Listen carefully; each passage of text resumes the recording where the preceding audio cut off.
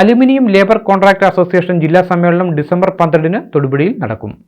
Thodupuzha merchant trust ഹാളിൽ നടക്കുന്ന പൊതുസമ്മേളനം നഗരസഭാ ചെയർപേഴ്സൺ സബീന ബിഞ്ചു ഉദ്ഘാടനം ചെയ്യുമെന്ന് സംഘാടകർ വാർത്താസമ്മേളനത്തിൽ അറിയിച്ചു.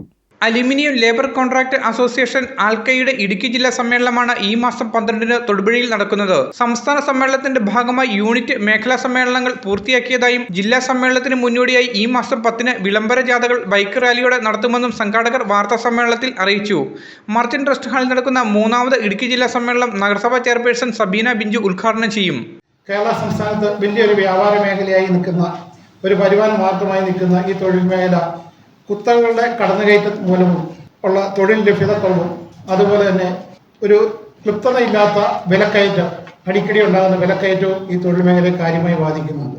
അതുപോലെ തന്നെ പുതിയ പുതിയ മെറ്റീരിയലുകളുടെ അഭാവം അത് ഈ തൊഴിൽ മേഖലയെ കാര്യമായി ബാധിക്കുന്നു.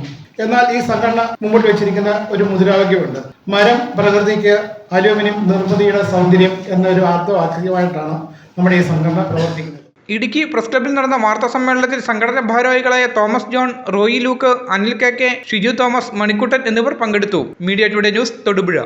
എല്ലായിടത്തും വൈഫൈ, എല്ലാത്തും ഇന്റർനെറ്റായ നാട് മുഴുവൻ ഡിജിറ്റൽ. നാട്ടാരെല്ലാം ബ്രൗസിംഗിലാണ്, എന്നാ സ്പീഡാ കേരള മിഷൻ. എല്ലാവർക്കും ഇന്റർനെറ്റാ, എല്ലായിടത്തും നെറ്റാ.